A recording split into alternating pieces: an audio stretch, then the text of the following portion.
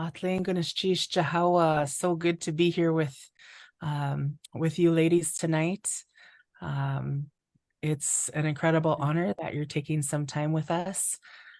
This is a Learning from the Aunties coffee time, and we have some very special guests with us this evening. I'll have them introduce themselves here in a short bit.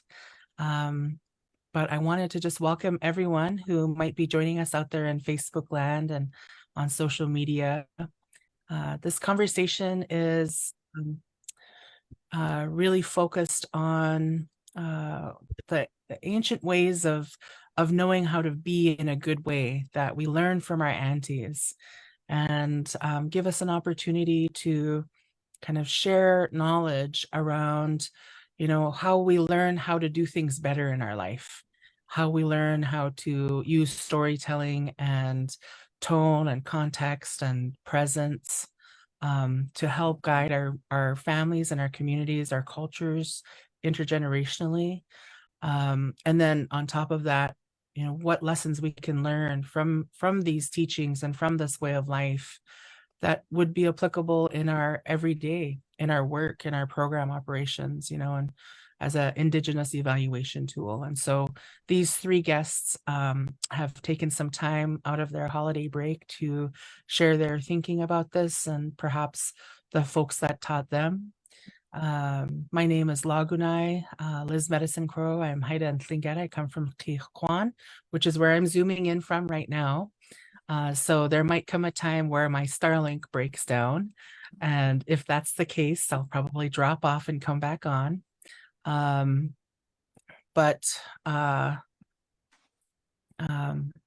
We just wanted to have some time before the end of the year to give us some good things to chew on and some good things to think about. I think these conversations are really critical. I know growing up, I witnessed it myself, my aunties and my grandmothers, the way that they talk to each other, the way that they talk to the kids, the way that they taught us. I was shaped by everything that they did. And some offered it with a lot of love and hugs and softness and tears and joy, and others offered it with firmness and discipline and strictness. And I feel like because they all brought something, I was shaped in so many different ways by the way that they were shaped, and then the way that those that shaped them were shaped. And so in thinking about what Indigenous evaluation could mean, if we actually came from a place where its roots began within our communities, within our cultural practices, and talking about it from a place that's grounded in the reality of our lives as Native people, from the ways that we're raised to the ways that we're taught to put up fish. Learning the what not to do is just as important as the what to do. And all of that really important wisdom that our aunties have to share with us. And so I'm really grateful for your time, ladies. And I wonder if you would each take a few moments just to introduce yourself to everybody. Maybe we'll start with Benichka, and then Karina, and then Gloria. Ya kwaka uyana ilagaw tukaklo panikaw ko nuna kayo amiyang lishunga kaluya miungunga angayo kakalu unistfut kangkelngok Paul John naputlu Martina John. I'm Panikak Agatha John Shields is my Kasadun name. I am from Tuksuk Bay from Nelson Island. My parents are the late Dr. Paul John Kangkelngok, and my mom is Martina John. So I'm very glad to be here. I currently reside here in Anchorage. I work for a School of Education under Indigenizing Education. So I'm looking forward to having our gathering together. So thank you for inviting me. Arigato, Yana. My name is Karina Kramer. I live in Kotzebue, and my family is from Norvik, Alaska. We're Inupiaq from Northwest Alaska, and I do a lot of healing for our people, a lot of program development, and really trying to figure out what would help the people that are the most hurting. And so that's been my passion and work for the last 20 some years. And so thank you again, Lakone, for inviting me here. And I'm excited to see where this goes. Hadalasis, Blunkings Eshti Gudingate Lagen, Dolores Churchill, Dinan Ul Ejing, Holly Churchill, Di Al Ul Ejing, Ilskile Stung Iskian Gloria, Hinudikang. Good people, I'm just glad to be here with you in this space. I am the granddaughter of Dolores, the daughter of Holly, and my name is Ilskile Stung. I'm also known as Gloria. I reside here in Ketchikan in the traditional homelands of the Tontaquan and the Sanyaquan people who are Tlingit. I am Hadis, I am Haida. My family is originally from Masset on Haida Gwaii, and we ended up on this side of the border, not with the first migration of Haidas, but due to my Nani Selena's second arranged marriage to a Tlingit man originally from Kloak.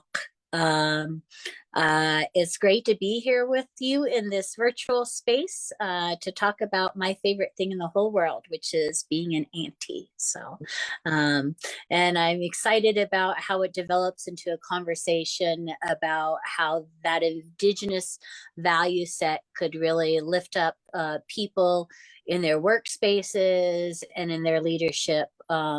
As we remember, those really great learnings that we each had from our own aunties. Well, I'm so excited that the three of you who are women that I really look up to, as I was saying as we were prepping for this, one of the things that I really admire and value is that you come from a space of honoring the people before you in the way that you approach your life and the way that you approach the work you're doing in community. And so maybe that's where we can start.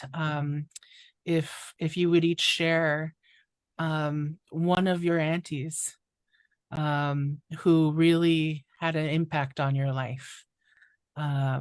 And if not an auntie, perhaps a grandmother or another one of your line who had a really strong impact on you as a person. And I'll just leave it open and see who wants to start us off.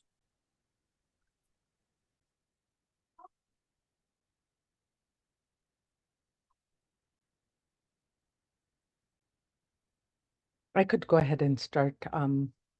Being the 8th out of 10 children, we had my grandmother that lived with us. Her name was Angay, my dad's mom. So with my mom being busy with the other children, I spent a lot of time with my grandmother, but we called her Allah. Allah means older sister, but because she was the oldest of the family, I spent a lot of time with her, and everybody in the village called her Allah. So we didn't call her our grandmother, but I grew up around her, and she was the one that would constantly talk to me and in my future, my path, always reminding me that there are choices that we need to take in our lives, and reminding me, if you take this path, this is how your future is going to be. However, if you choose this path, your life might be short. So always giving me choices as she would talk to me. And even though a lot of people were afraid of her because she was over 6 foot tall, I had a very close relationship with her. She never scolded me, but she always did things out of love. Always, like, for example, when I would go cash her checks, I would drop a check on my way back home. Never did she raise her voice at me, but always encouraging me to keep going and work hard. That's what I always remember about her. Just the pure love that she had with me. And we used to laugh together a lot too. I'm happy to go next. You know, there's been so many. I grew up, my formative years, I grew up outside of the region. And so I didn't get a direct connection with our culture and people from our region and the aunties. And not even with my mom necessarily. But when I came back after I was 18 years old, I got to know so many. I mean, I couldn't really pinpoint one person because each one had me little juicy bits of goodness that that I've been able to really ingest and try to live out my own life. But if I had to pinpoint one person, boy, I have to say it's my mom. I mean, uh, she's been my rock. She's our kind of matriarch of the whole family, and um, she's always good to give advice but be loving. But one thing she did the other maybe a few weeks ago, she said, "Can I talk to you for a minute?" And I thought I was in trouble. So she goes, so we kind of got our coffee or whatever it was, and we sat down, and she said, "I just want to say how proud I am of you." And she just kind of went on and on about all the different things that she's watched me do and everything. And I thought, I thought I was in trouble, but she just wanted to like kind of shower her gratefulness and you know, the pride that she had in the legacy that we've been able to continue in our family. So I was so blessed by that.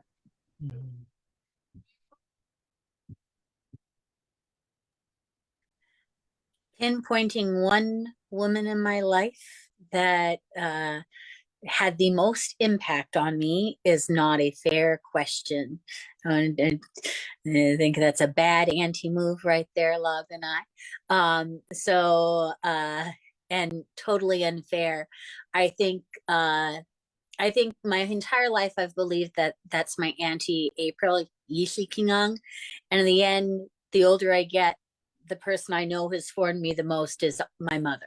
But when I was young, you know, so when I was little, my nanny Selena got sick, and she told my mother that she would take me to the village, take me to mass it, and my mom would never see me again, or my mom could voluntarily let me move in with my nanny and my great grandmother. And so I got to spend that early time with my nanny Selena and my mom, and my nanny.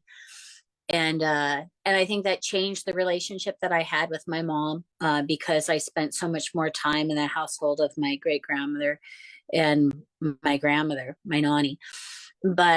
And as a result, I was fairly spoiled. I mean, that's what my auntie Yishi Kenyang said. My auntie April, she said I was pretty rotten, and she was a really amazing, disciplined person. She learned classic ballet, and she taught ballet in Bethel when she lived there. And she made a dance group because I was spoiled. And when she moved back to Ketchikan, and she took over my training, you know, just right there in that teenage space. And so she's the person I learned that if you're not 15 minutes early, you're late. To have discipline, that right is right no matter what, and that you can't, there's no gray when it comes to right or wrong. She is the person that instilled in me that, especially because I live in a community with Haida, Tlingit, Tsimshian, and all the languages are important. She says you can't do something for one if you can't do it for everything. Everything has to be balanced. And so I think if I was looking at the person who formed my idea of what service was and what you had to do and the importance of being there no matter what. I would say it was my Auntie April. And then if I were to say who taught me to be generous, it would be my mother. Yeah, I love that. I was agreeing with you to say one with the most impact is a pretty unfair question. I don't think anyone could really answer that.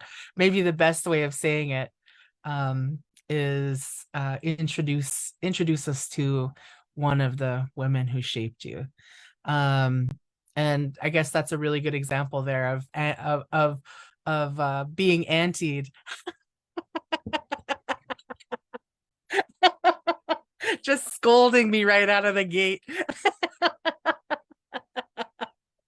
Totally agree though, because if I looked at the question myself, I was thinking about, gosh, my mom's two older sisters, Jada Smith and Cheryl Van, both are no longer here with us. But both of them shaped me in such profound ways. I'm like my Auntie Jada's mini. I look a lot like her, and throughout my life, she was always there. She's the one who said, "No one cries alone in my presence." She had the biggest heart. She would just hug everybody up. She lifted people up. She loved everybody. And then my Auntie Cheryl was, I called her my general. She was the one that remembered everyone's birthday, everyone's anniversary, who they were married to, when they got divorced, if they got remarried, which kids belonged to who. Like, she remembered even everyone's phone numbers by heart. And she would always be the one that told you like it was. Like, if you needed to hear the truth, she was the one to go and hear it from. And they both shaped me so profoundly. And gosh, I'm just so grateful for them. And I totally miss them.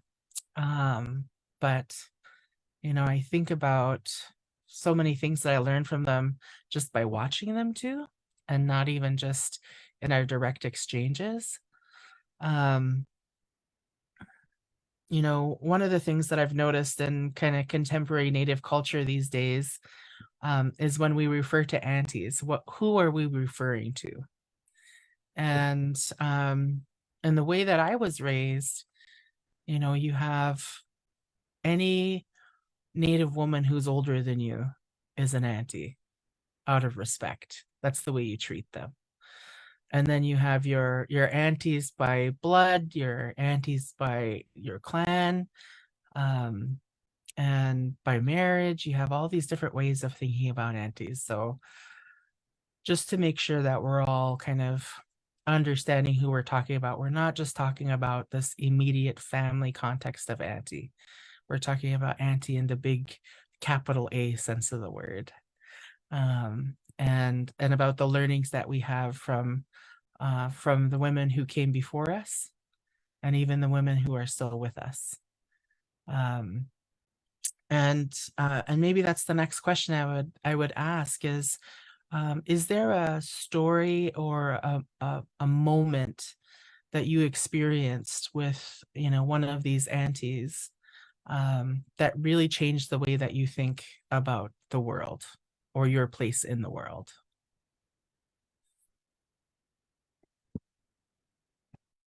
I'll go first. This is I was with my aunt, my auntie in Masset, and I was a teenager, and everybody was coming around talking about religion. And so we had, Jehovah's Witnesses and Mormons and Seventh-day Adventists, and everybody came knocking on the door. And I had been at the house, for a month, and other places I've been, people closed the door and they didn't want to have these conversations. And so I was at the house, and people started coming by, and I was getting ready to hide, right? Because that's what everybody did, was they hid. And my auntie was like, no, go get tea. We're going to invite them in. Come invite them in. And so she had these really long religious conversations with each of these folks. And after they left, she'd say, well, one of the reasons why organized religion doesn't really care for Jehovah's Witnesses is because they don't believe in the Trinity, Gloria, and that you should go, and she'd say, and then Mormons, some people have a hard time believing that there could be a modern day prophet, and that's really scary to people. And as each of these folks went through and everything, they were done, and we had seen everybody, right? We had everybody on that. For whatever reason, I think it was a Saturday, and she had these really, and she let them talk and tell them about and then they had to hear her talk, and she was a Bible whiz, she was absolutely, she went through and she had these conversations. Then they left, she said to me, she said, Gloria, she said, one of the things you have to understand is that everybody believes they own the truth, and nobody can own the truth. You're going to find your way, but it's going to take asking questions of everybody all the time. And if you're not willing to sit in a room with somebody, you're never going to find that answer. And that's your responsibility. And it changed just the way I thought. I was like, because it wasn't my Auntie April that I expected to invite everybody in and have this conversation. And she wasn't just talking about, my faith and where I would land up in a spiritual way. She was really telling me about, who did I want to be? Did I want to be the person who closed a door, or did I want to be a person who opened the door? And then she said, and then you have to know what you're talking about. You have to be able to have the conversation, because a conversation is two ways. And so you can respect people as much as you should respect them to the, forever. But they in turn, give your energy to people who are also willing to hear what you have to say. And I think I was 16, maybe 15. And I think it really just kind of blew my mind that day, kind of just changed the way I thought about my own spiritual journey, the way I thought about other religions, the way I questioned things, and what I was willing to go back and do, and how I was willing to put myself in a space with other people. So I think that's why she's the most impactful, is because she did things like that. That was a big one for me.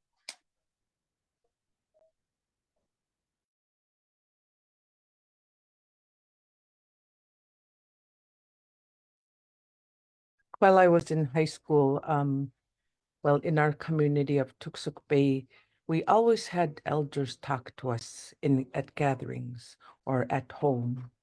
And women used to come over to our house. And one of the impacting conversations that I had was with Ilana Teresa Moses. She came over. She was my dad's cousin, and so she was over at our house, and I was becoming a young adult, getting ready to have like a partner at that age. So she told me,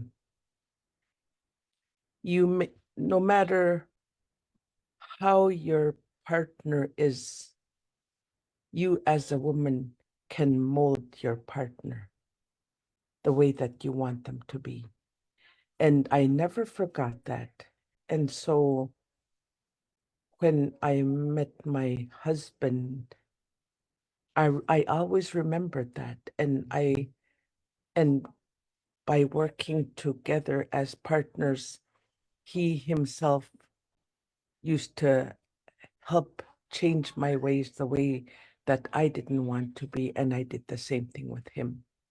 And so up to this day, I really believe that, and that really changed my perspective of finding a partner. You know, it made me think about that when I was on that journey. And so I really worked with my husband in having a very loving home, making sure that we did not argue in front of our children, that if we had a disagreement, it would be in the bedroom without letting our children see it, but always making sure that our house was warm, not just physically, but with our heart, with our heart. And I found that to be very important. And so as and she even mentioned during one of the conversations, she said, as a woman, you may try to be above him, above your husband, but he's always going to find that last word to put you in place. And those are the two things that I remember up from her. And her being a widow as well, being a strong woman, molded me to where I am today, because I lost my husband a year and a half ago. And to see very strong women modeling and doing is so important in our lives. And it was like a preparation for me to be where I'm at. And the our Allah, our grandmother that I mentioned earlier, was the same way. I mean, she was a strong disabled woman. And so people in our lives shape us to who we are going to be without really knowing it. So I really appreciate that about her, how you can do things through love. And when I think about it, like not telling the world about your problems, but doing things together as partners.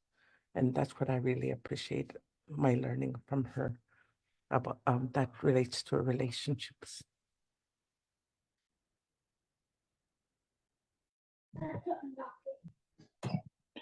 Well, I have a different, I think I have a different, I didn't grow up in the village and I didn't even grow up in the region. And so I didn't connect a lot of times, but I'm telling this because I think there's a lot of people that, you know, have this kind of urban experience of growing up as a Native woman. And, you know, at some point you think, how do I get from, you know, the knowledge from our people? And thankfully I came back to the region, and when Lakone had asked about you know, the experiences that I had with aunties, the one that came to mind, I mean, there was several that came to mind, but one that came to mind was Agnik Schaefer. You know, she was the teacher of Nikechot Elisabeth, which is the preschool in Kotzebue. And I worked with her the first year at that school, the first year it was open. And I just watched her and I thought, I mean, she's someone you can, you know, she's going to do it. Like she's, you know, she's going to do whatever's necessary to get things done. But she had such kindness and such openness to hear and listen. And, you know, there's a lot of people that I've experienced that are very hard, you know, like not very kind.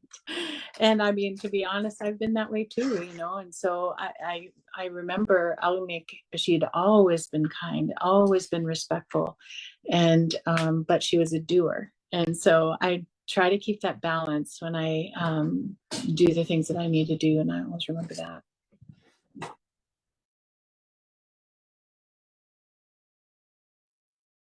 Man, those are all really powerful examples of the way that we are shaped by even things that they probably wouldn't have expected to shape us so deeply.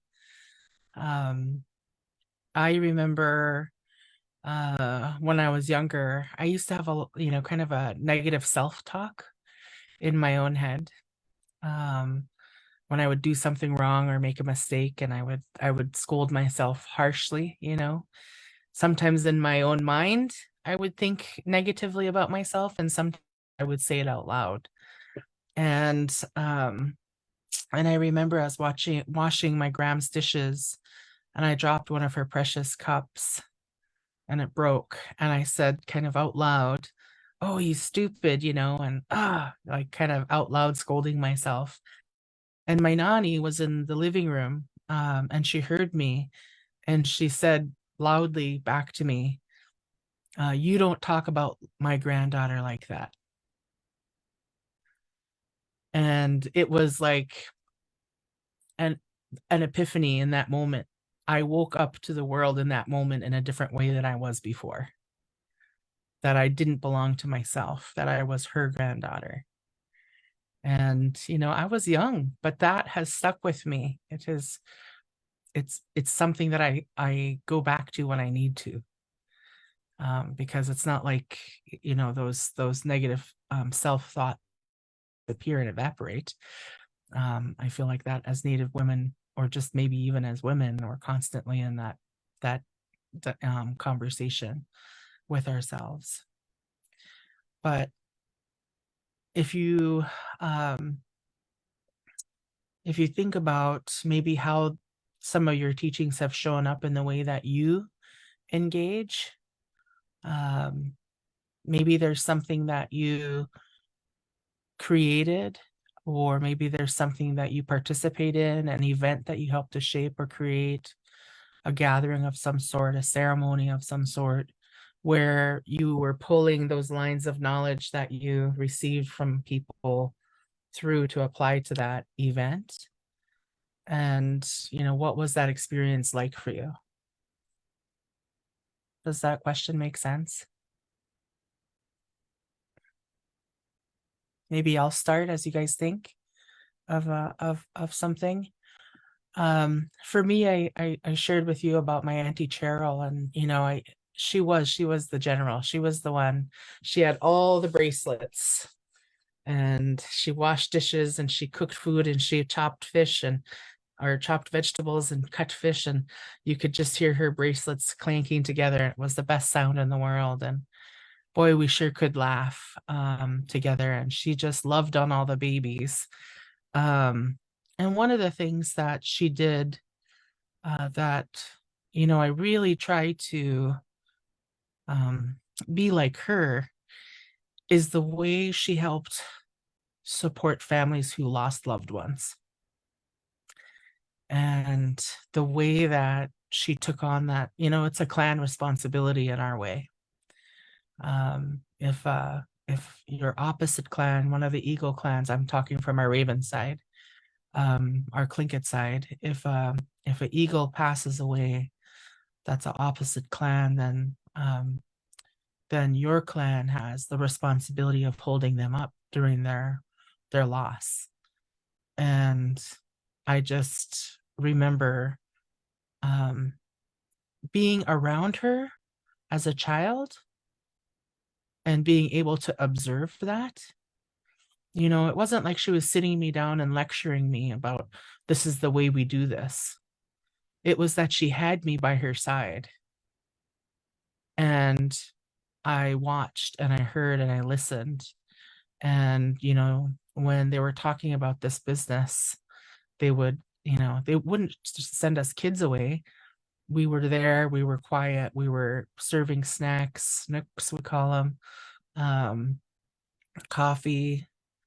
And now today, you know, I still remember the moment where she was still with us, she was still alive. And one of our community members passed. And she turned to me and her daughter and said, you know, you guys do this one. Like, you guys are going to help, you know, talk to the funeral home, talk to the whatever the family wants, you know, make sure the paperwork gets done so that they get the funding to support their burial choices, and like all those things that she had been doing that I had watched. She turned to us and said, now it's your turn. And up until that moment, I had not even thought that she was preparing us for this role. It hadn't even entered my mind. You know, I just thought this is just how she was, and this is just how we do it. And I wasn't prepared. I didn't feel until she said, now it's your Grace turn. You do it. And um, and so now in any of those situations, I always really try to think about how she would move about it, how she would do it, how she would hold up the family, you know, the calls that she might make, the people she would call on to have them do things. And I'm just, you know, I'm just so grateful that she took the time to make sure that she trained us on something that's so hard, you know, so hard to do. But it's such an important role in our community, and she's someone I look up to in that area, and try to put her words and deeds into action still.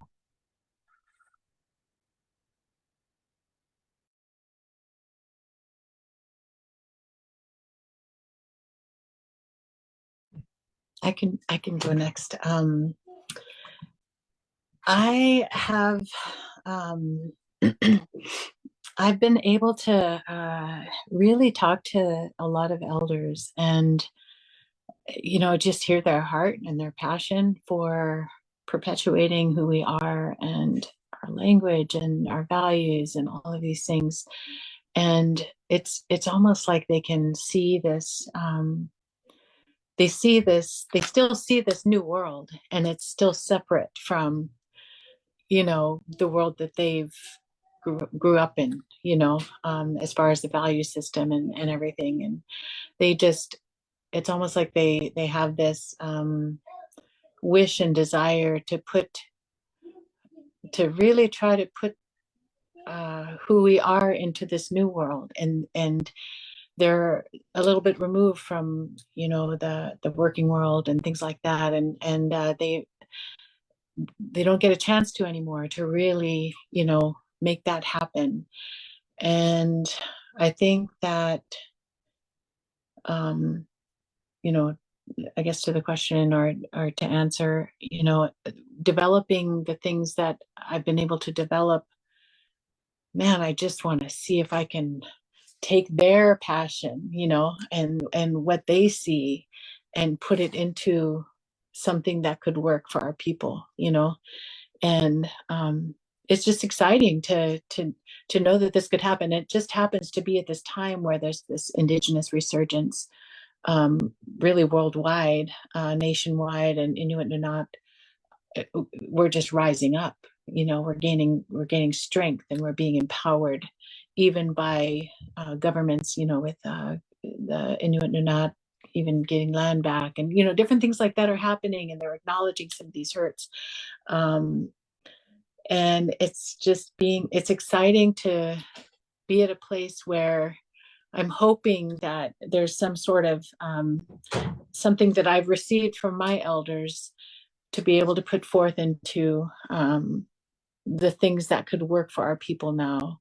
And yeah, I think that's my answer to that is, you know, it really is just, I feel like I'm just a conduit, really. Yeah. So reflecting back on when I first started teaching, I became a Yupik teacher in Bethel. And so coming out colonized from the university, I really had to work on indigenizing myself as a teacher. Like, how was I raised? How did our ancestors and our elders raise us? So when I started teaching, I started including our values, our panruyutik, the do's and don'ts of life, as part of my teaching. And I learned how important our yuyakak, our way of life, and sangjari was so important as part of my role.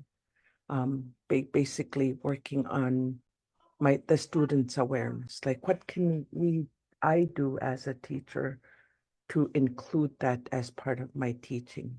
And so us as teachers, as well as parapros along with the elders that would come into our school, we started having our morning gathering, 15 to 20 minutes every morning, to recite the Yuyakap, which is the way of life. It's a big pledge. And then so we also pick a value every week. Like, for example, if it's Valentine's, we talk about Ginakahun or Ginaka love around Christmas time, to give, connecting it to things that we were taught from our Yupik way of being. And so we remembered how our elders would say, you may not understand what I'm teaching you right now, but you will understand when you get there. So that's what we would tell the students as well. You may not understand what I'm telling you now, but when you get there, you will remember the teachings that you learned. And that's what I really appreciated about being part of the Yupik Immersion School in Bethel, and working with other Yuktun teachers and guiding them. And going back to what Karina was saying, even as well as Yulagunai, the importance of adapting. Like, I just love talking to my daughters because they remind me it's okay, Mom, with my grandchildren, when I'm like, Alai, don't do that, you're not supposed to do that. And they would say, Mom, that we have generation differences. And so I have to step back and say, oh yeah, we live in Anchorage now. And in order for them to survive, yes, that this is what we need to do to adapt to our world today. Like, I used to tell them, my kids, don't talk back to people that, and then my kids would be like, we have to defend ourselves, Mom. So we would talk about what they would need to do to proactively work towards that, rather than just making it an argument.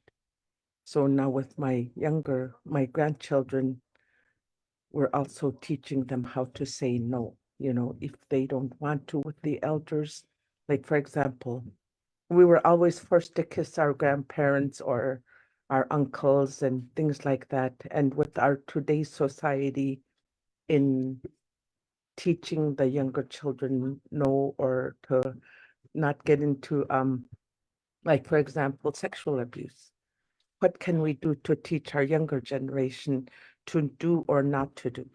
So when at first I would say, go kiss your grandpa, to my granddaughter.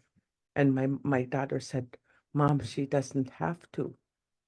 And so it made me aware how important it is to teach our generations today of having lines too, in order to work towards healing. So that's what I love about working in education. I always include values and teaching in my, even with my university classes.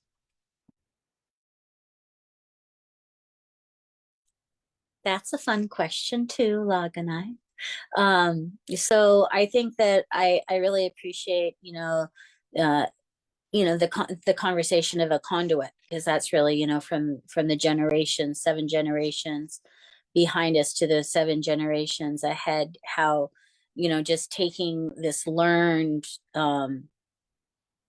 knowledge and value sets given to us by all these aunties, and then making sure that we're passing on the healthy best bits of it in the most amazing way to our young people, I think is the most valuable thing. And I think that what I try to do is to make sure that every young person that I have contact with has a great experience. One of the things my Auntie April also told me, she said, people aren't born racist. They have experiences, and people say stuff and they get in their head. She said, your most important job, Gloria, as a Haida woman is to make sure that every child wants to be a Haida, that they had the best experience with you that they could ever have. And so when they see another Haida person, when they see another Indigenous person, you know, they're not having conversations about color in their head or different value sets. They just remember that the most amazing person that they ever met was this Haida, and they want to be you. And so, you know, I'm really blessed with that. I had real strong aunties in my family that I really kind of judge all those things off. Although there are many aunties outside that have been, you know, they've taught so much as well. But those close aunties are still alive. And so, you know, talking about how do you translate this thing that you've been learned up to, and what does that look like, you know, coming out, I think about that, and I worry about it all the time. You know, what's the point when Nani's gone, or my mom, or my Auntie April, or Evelyn, and then I have to, you know, take these things and then be the person to do them, right? And I think a blessing is, you know, that I get to live with my Nani, so I get to do those things with her and share those, and I and that as my Auntie April loses her eyes, she slowly relinquishes some of those things that she does on the rest of us girls. And I'm lucky in that we have a great set of aunties that are coming up, that I know I don't have to do this by myself. I have my cousin Teresa, who's my Auntie April's daughter, and I have Paula, April's daughter. I have Tiffany, and I have Carrie Ann, and together we get to go ahead and figure out what it's like to take all these fabulous learnings that we have been blessed to have, and then to make sure that they build this next generation of aunties. And so I think if you think of physically things that happen, it's the going to the, you know, to standing watch when somebody is passed, you know, to be now responsible for that. My mom, you know, I always just thought she put up food so that we'd have a lot of food. It turns out she doesn't. She puts up food so that she has a case of food for every person who passes away. And so we, you know, and she puts it off. And so somebody will pass away and she'll say, Gloria, go up, and I need 2 beach asparagus and 2 king salmon. I want a sockeye. And, you know, those people, they will get some dog salmon eggs and get them together and bring them. That act of comforting somebody. And I think my Auntie April, she really taught me it was my responsibility to do it. And then my mom taught me it was an honor to be in that position to do that. And I think that, you know, those particular things around when people pass away, or when they're born, or when there's a family that maybe they don't have enough to be there for a graduation, that we're aware of that, and that my nieces and all the little kids in my dance group, that they will get that they'll understand that is integral in building up community. Because when you're there for somebody in their really joyous times, and you're with them when they're really sad times, it builds a trust, that maybe when they're really having a hard time about something else, that they will reach out and have a conversation and trust you to go ahead and stand with them in that joy or in that sadness, and that they won't take your critiques as critical, but rather as something that's lifting up and promoting them. I don't know why this particular topic made me so sad. Maybe it's because you talked about all your family that's gone, Log, and I blame you.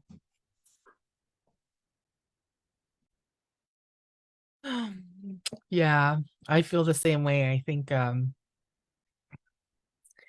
think it also has to do with, you know, that these are the lessons that they have left, and really trying to honor them. And they're, of course, always around some of the hardest things that we go through as human beings.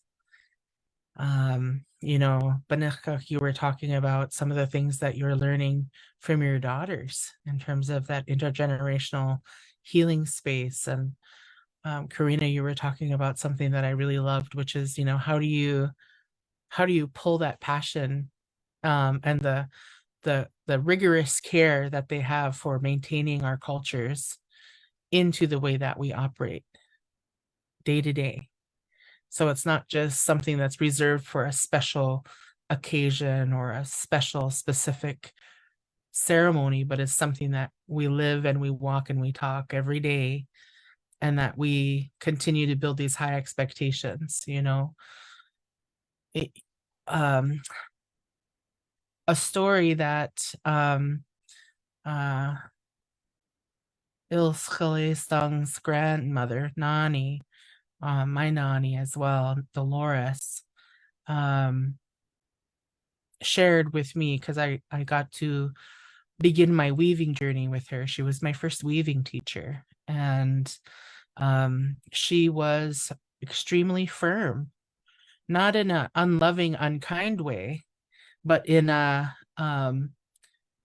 expectation that we will create the utmost representative art of our people. Like, to do it less than that would be to bring our artwork down, our art form down, you know? So a very high expectation, even as a beginner. And she told the story that I still carry with me to this day, which was when she was learning to weave from her mother, the first 5 years of everything she wove was burned. And you know, to hear that in this day and age, it's like, ah, what, you know? But on the same time, she was learning. You know, those things weren't the quote unquote epitome of Haida weaving, of Haida basketry. Those things were items she was learning on, you know. And I think about that, that's a high standard. Like, do we have a high standard like that today anywhere? Where does that level of high standard really still live? In your house?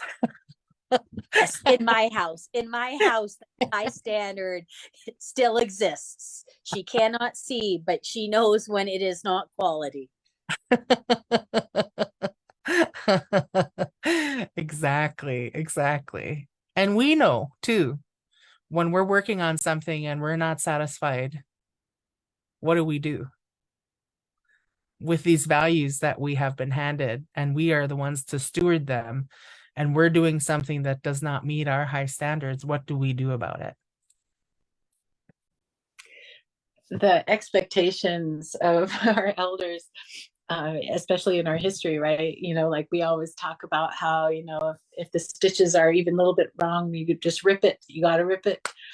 And we always learn like that, right? But you can't say that to the younger generation, you know. They're just so, you're just so proud that they're trying and they're, you know, doing whatever, and to tell them to rip, you know, or to burn, you know, the last 5 years, whatever. It's tough. And I feel like that high standard for me has lived in just just being the example of that, like in my work, you know, with my family, with the things that I do. I mean, I don't always do everything to a T. You should have seen me wrap Christmas presents the other day. I'm just like throwing them together because I'm just like, whatever. But when it comes to, you know, some of the work that we do and things that I know that I'm called to do, I really feel like I go over the top, and I do it not just for, you know, it's with that in mind. It's with that strive for excellence and get the stitch just right type of thing. I'll tell the story. I was doing research in the villages in my region several years ago, and one elder, it was the last village out of the 11 villages that we did some research in, and I did all kinds of like community events and talking to elders and groups and whatever. And I had this community meeting in in the very last village, and I was at the very end of this, and I felt like I really grasped what the idea was that our villages wanted, and you know, we were trying to, and you know, I felt like I think I'm getting it, you know. And the eldest elder of the village had his 2 daughters who are older than me, you know, help him stand up. And he stood up and he goes, I heard what you had to say. And I think you're doing good. But then and he didn't have to say anymore, but he goes, almost. And it was like, like all this work I did, all the, whatever. And he's like, you're not quite in the bullseye, girl. You're getting there. And, I brought some smoked fish and berries and jam with me on that trip. So I made sure to go visit him that evening and just have coffee with him and visit. And we didn't talk about anything that he was talking about, but I just wanted to get him, I wanted to get to know him more and get to understand what he kind of meant by that. And I think that, we all strive to that place that our elders, that place of excellence and perfection. I went to a village one time with my husband who we were touring a school that was doing really good in our region, and it seemed like all of everything was just perfect the way it was. And I said, honey, is this like assimilation or something like that, because it just seemed different than what we'd normally seen the last several decades in the schools. And he said, oh no, this is who we are. We are perfection. When we measure when our Annas would measure our heads for the hats, they just used their hands. And when everything was, they did everything to a T, and it was, had to do with who we are, and but it also had to do with survival too. Like, we need to get those stitches right, and because they care about us, that we're not gonna, be cold or have an incident in the cold. So, anyway, it's so true, like we have a standard. We have a really high standard as a people. And especially when we talk about evaluation or Indigenous evaluation or grant evaluation, everything, I just think, if they only knew what our standards were.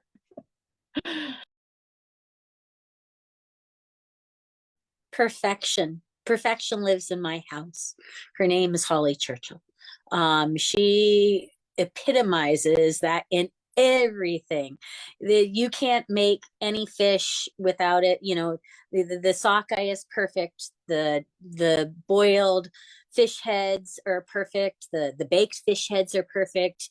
The seal meat is perfect. She just puts every ounce in her being into everything, and she doesn't ever cut corners.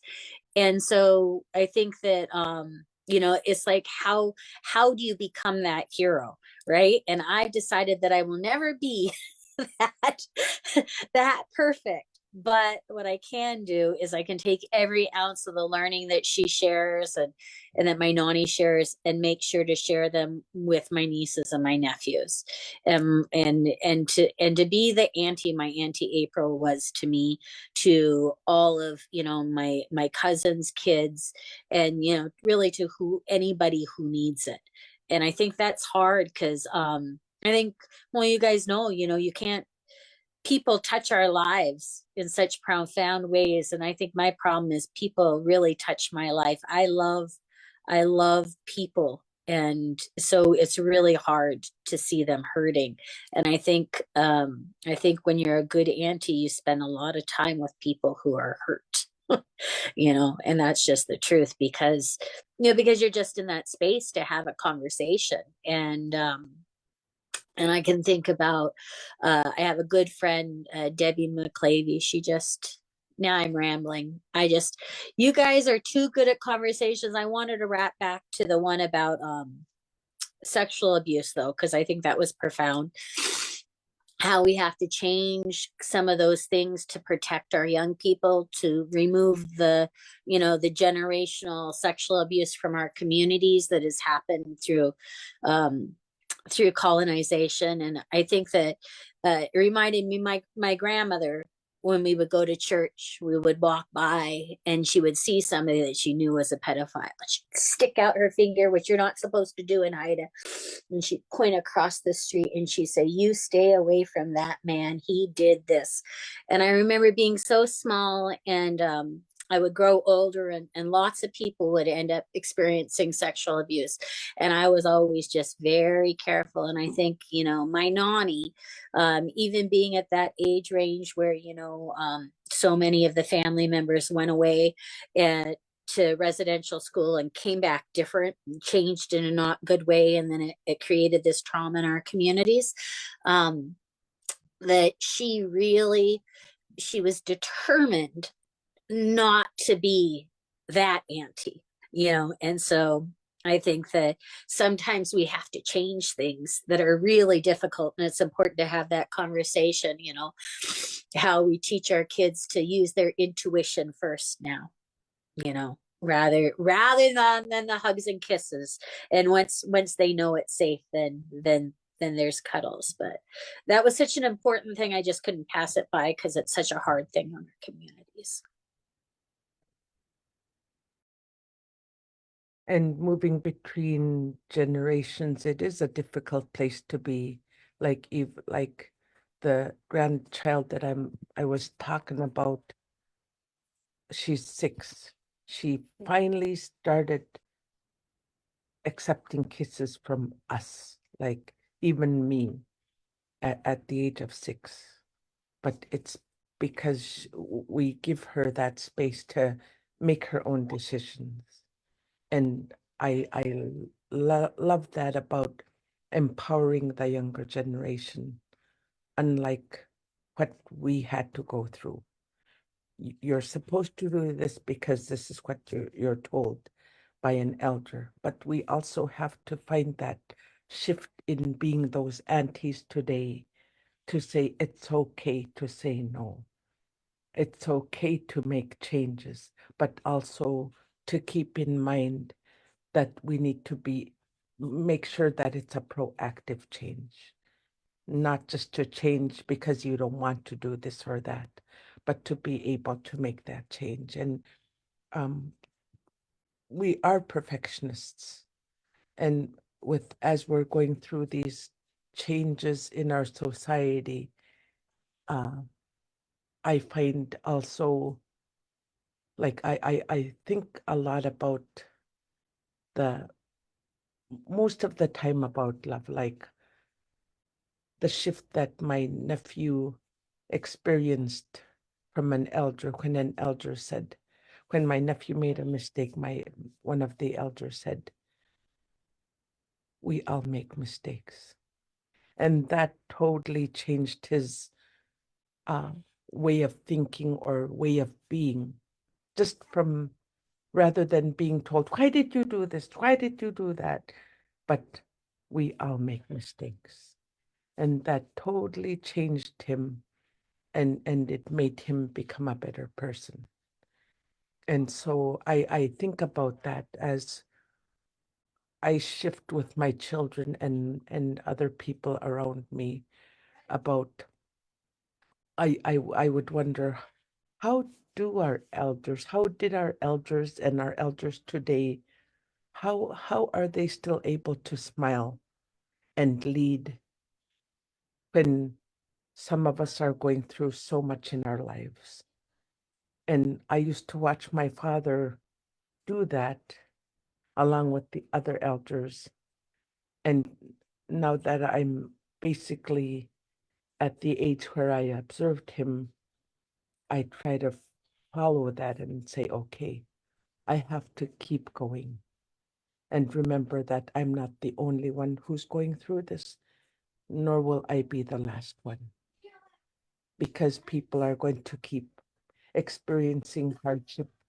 And so therefore we as models, from observing our aunties and our other mentors, as they did that, now it's our role to do that. So I think about that. And as an educator, I often think about, treat a fragile person like they're easy to break, and you do it through love. I often think about that because I have people that are close to me that have gone through a lot, losing themselves and finding their way to move forward. and remembering through our Yuyak, which is our Yupik pledge, that we're always good people. We've always been good people. And we got to remind each other that in order to build our people that are hurting. You know, we got to remind ourselves that we are good people. It's within our blood.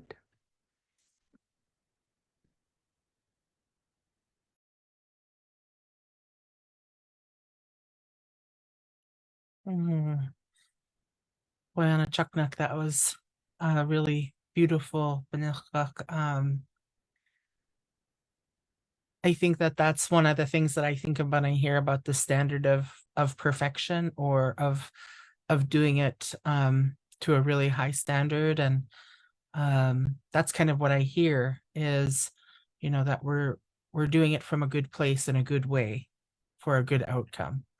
And, you know, maybe perfection isn't the way that we think about it in today's world, but rather in terms of being able to do it to the finest that we're capable of doing it, and then pushing ourselves to do it better the next time.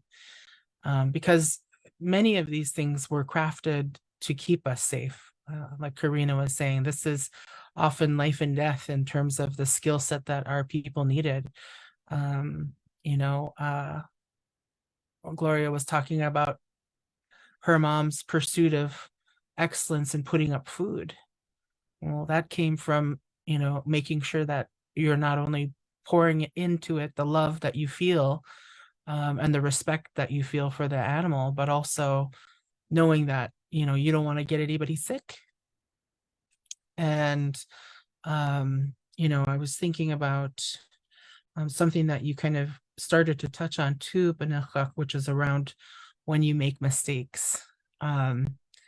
Because, you know, we're perfect in our imperfection. We are good people, you know, our people, this is who we are at our base, at our root. And some people just have a journey.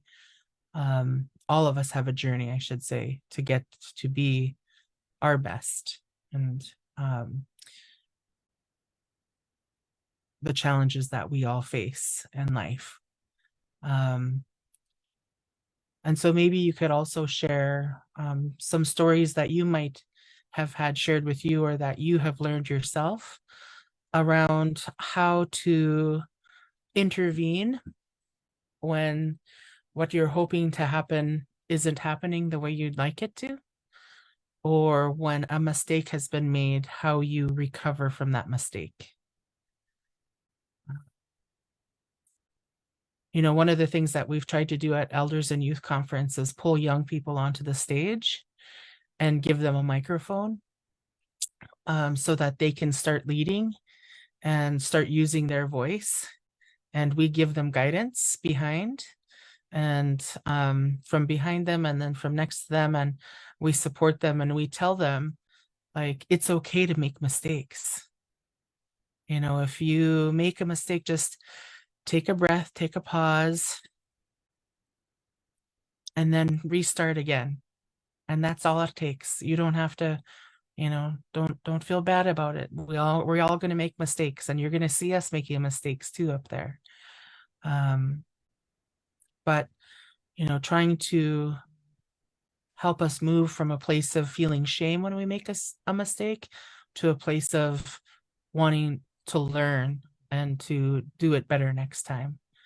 What are some of the stories that you folks might have to share about that? I would love to start. I've been really kind of studying the way that we do things versus the way like the Western education system is, or whatever it is. And to us, you know, we do apprenticeship, and that means that when you're just learning, you're not going to be that perfection yet, but you have your measure of perfection at that time. You know, it's almost like a degree system when you're kindergarten, first grade, second grade, and then you move all the way up to PhD level or whatever it is, right? So if you want to kind of think about it in that sense, but in our apprenticeship model, the perfection is to that age group or to that ability. And that's what they're attaining to, not what their Anna can do, that's, 70 years old, that has been doing it for hundreds and hundreds of times over. But that's, to me, that's where you learn. I always say, the way that we learn, we're a part of a community. Say we're cutting seal on the beach or whatever, the 2-year-old might be throwing rocks in the water, but they're learning, right? And they're hearing the stories and they're watching all of the different things, and they might hear the Anna talk to the younger woman about why you cut it this way, or whatever it is, all the way up to growth. And I've seen even 9-10-year-old girls so excited that they get to cut fish this year. It's their turn. They finally get to put that ulu in the fish and cut the fish this year, where before they were maybe getting the totes filled with water and cleaning or putting the insect together, whatever it may be, that is part of this apprenticeship model, right? And so it's just so exciting to know that you can have perfection at every point in time. There is that measurement that you can't really measure like the Western do, with data and testing and different things like that. But the other thing too is adaptability. Like, we live by the weather. One day the weather station might say it's going to be really good to go out fishing or whatever. You wake up the next morning and there's wind, or there's something else, and fog, or something that you weren't expecting, right? So you have to adapt to things, constantly. We're always adapting. And whereas, in the world that I grew up in the Western world, I grew up in the Anchorage area in California.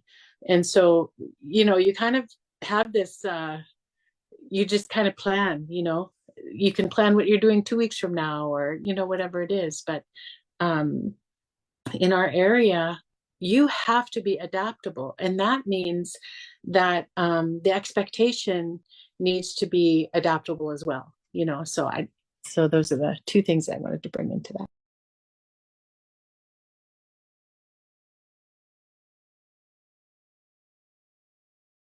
I enjoyed her conversation too much. I don't remember the question. I think it had something to do with perfect and mistakes. How do you intervene on something when it's going not the way you wanted it to come out? Things are going askew and you need to intervene in a good way, or a mistake has been made, and how do you recover? So for me, I guess, I'm trying to think, me as a person, or me as Gloria, member of a clan, right? Because there's different things, or me as a leader of a dance group on somebody else's land. I think it's really, how big is the mistake? Is it a mistake of your own personal character when you've done something, and it's really only just affecting you, and so you have that personal shame for that mistake or that worry? Or is it a mistake, that it affects your clan? I come from a family that believes that every personal mistake affects your clan. So for me, I think that I have tried to adapt how I would address that to be a kinder person with more grace for my nieces and my nephews. Right.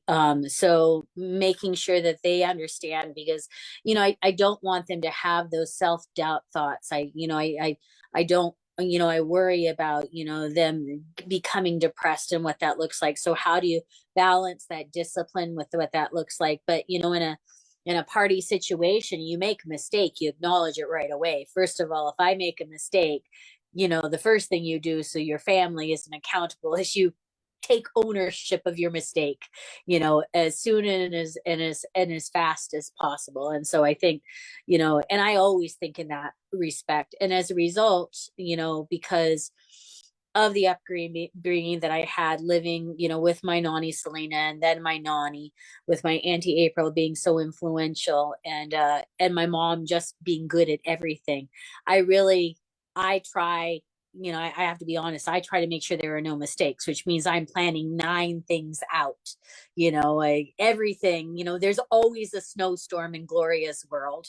it's always, it's always 20-foot seas, there's the 1, 2, 3, 4, 5, and 6 of every single situation, because for me, if I make a mistake and it only affects me, I'm okay with that. But I know that I have a really big personality, and so my words can really hurt people. If I'm not careful with my energy, I can change that room. And so I'm always more concerned that the mistake that I will make will affect somebody else in a way where maybe I'm with somebody who is just a little bit broken and I haven't acknowledged that in that way. And so I think that how you take that perfectionist kind of, you can't make mistakes thing, right? That is involved, because you can't make mistakes when in my Auntie April's world, because mistakes are only opportunities to do it better the next time. That's what they are. A mistake is only an opportunity to do it better next time, right? But in my mom's world, where it's food, it may mean that I am only on blue fly duty for the rest of my life. Like I will never achieve, sitting in the brine, rolling it around. I will never be holding the knife, and that is just the truth of it, and so I think my mom addresses me by finding something I can get perfect at in that one situation, and then just giving me lots of joy for being good at that. And so I've noticed that that's what she's really good at. Like I watch her in her basketry, and when she's teaching somebody, when people are apprenticing, she often has people who are in really hard times and they come to her to weave, and really it's a journey in sobriety for them. I noticed that what she does is she finds something, and I think this is what I've been trying to do. She finds something that they're really good at. They don't have to be good at the whole good thing, but just nurture that one good space so that all they're hearing is the positive dialogue. And then when all they're putting out in their life is that positive dialogue around that, and then finding the next thing that they're good at, and kind of building it one piece and one piece. And I think that, that's really how I've seen my mom and my nanny address mistakes in those situations, having a real discipline for something. But when they see that somebody's, just struggling to find the one thing, and if it means staying up all night to do the basket bottoms so that they feel that one thing was basket bottoms, then you stay up all night and weave the basket bottoms so that they can have the moment where they're putting the final row on and they feel, amazing. And so, when we're looking at just, mistakes and making things, and that's easier to talk about than, serious the serious mistakes we all make, or we have family members who make. But is it not fair to say they're not allowed? I don't know if they're allowed in my family. That's just honest.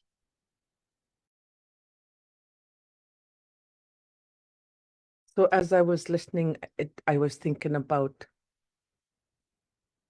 my grandparents, my many grandparents, the many aunties and uncles in our generation, how we had such high standards. And then shifting onto our colonization and our generation going through so much trauma, suicide, addictions, sicknesses, from being a perfectionist, expecting high expectations from my children, I've had to learn to back up and say it's okay. I've had to, even going back to myself, and Laguna, you were mentioning the negative self-talk. When I've learned to talk to myself and be kind to myself in order to heal for me, in order to be the good mom, the good auntie or grandmother. And of course we make mistakes. However, I try to build myself up that way. And now as I look at my children or other people, I remind all of us it's progress over perfection. It's progress over perfection.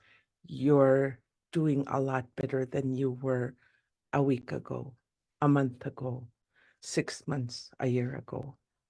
But to keep building our people up. Asichduden, you're good. You'll be fine. Asichduden.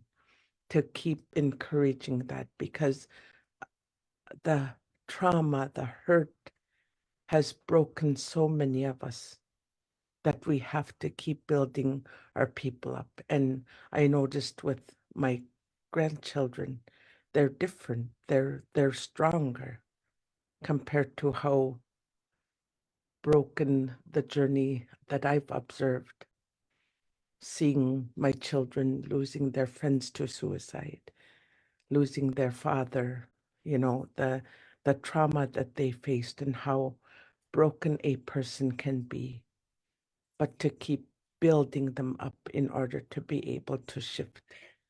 And being present, being present in good activities is very important, especially as we're going through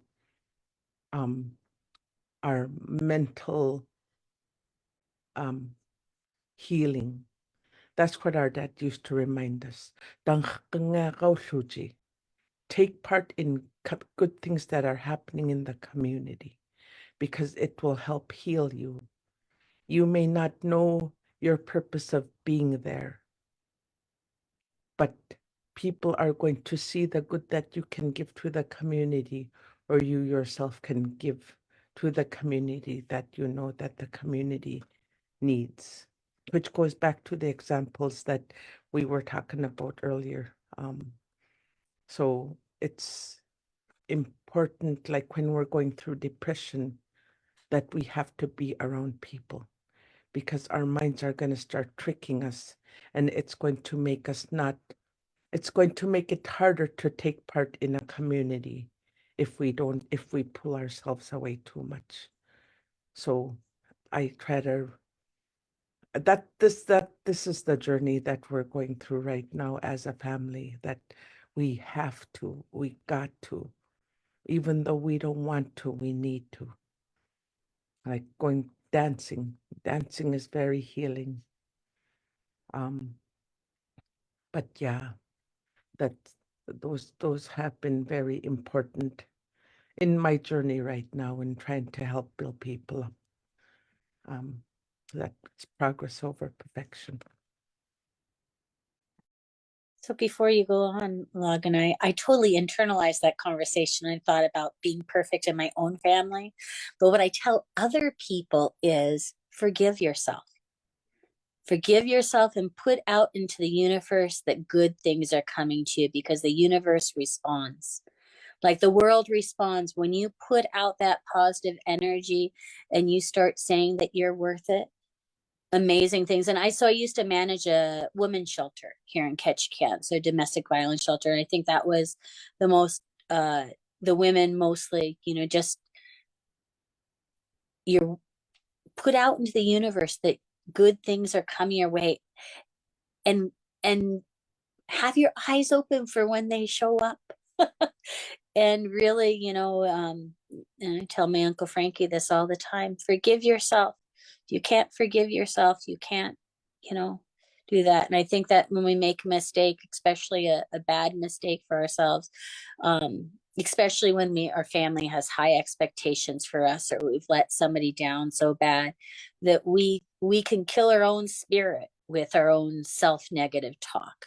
And so really, the ability, when we get into a violent situation, something happens, we blame ourselves for everything.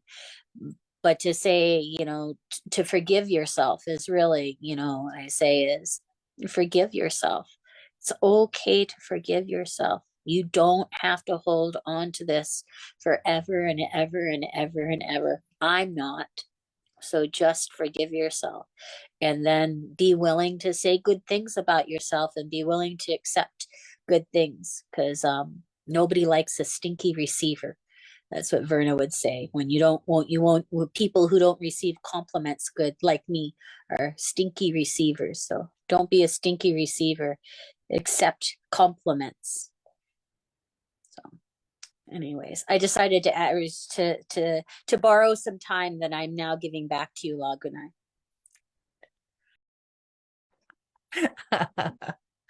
I love that stinky receiver. Yeah.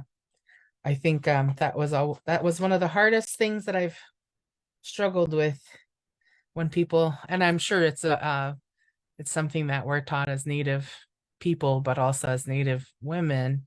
Like, it's hard when people give you compliments, and I've always been uncomfortable with it and never knew what to say. And one of my sisters said the way that she has, I think it was Watlagirak. I think the way that she said it was, the way that she responds is, I had good teachers. And I was like, oh, that's a nice way of saying it. I could feel that. So I wanna move us from kind of thinking about that in the context of our families and our communities, our cultures. And now I want to ask you if you apply that same way of thinking and being within the programs and the work that you do on a day-to-day basis. Do you bring that level of kind of that in-depth cultural perspective into the way that you're approaching the work that you're doing in your day-to-day job, or the programs that you work in, or the groups you volunteer with, or you know, the things that are happening in the community? You know, one of the things you talked about, you said something that my grandpa Tommy used to say to us when we were growing up, and he was like, don't be an island, go out and be amongst the people. Even if you have nothing to say, even if it's not something that you have a role in, you have to go and you have to be amongst the people. Just go and be a face. And others of our elders who have passed, I've heard them say it too, in recognizing people who are just there to support. They would say, your presence is everything. And that was enough. So when we think about, hi, sweetheart. So when we think about, you know, these lessons that we have in our life, and the ones that we share with the people that we love, and that we try to apply in our community and our community work, how does this show up for you in your day-to-day work? I'll start this off. I'm very grateful with my work with School of Education. I'm able to use my dissertation as my framework for indigenizing education, which means the that I was just mentioning is the title of my dissertation. And my dad's teaching framework is part of my lit review. So the values are the framework of as I have developed the 5 classes that are part of the grad certificate. So values, our integration of our way of being, are the reminders that I constantly have through my work. And I share a lot of the values and quotes from the elders as part of my beginning, because in order to be a good teacher, I have to be me. I have to be panikak. I have to be able to see myself and my culture as part of my class in order to be able to feel confident about the work that I'm doing, and knowing that what we share isn't ours. Our role as our people is to pass down the knowledge as our ancestors have done with us. Otherwise, we're just going to get old. And that, it's our duty to do that. And I always remember that because I had a lot of elders that used to talk to us.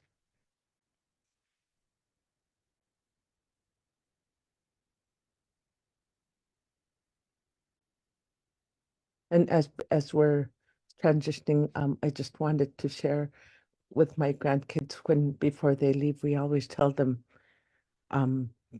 "Takakayuki be respectful, be aware, love other people." And my grandson comes home to his mom and said, I was really trying to be respectful because my other aunties were there because they just finally came into town. He really couldn't do much yesterday. We thought that was cute.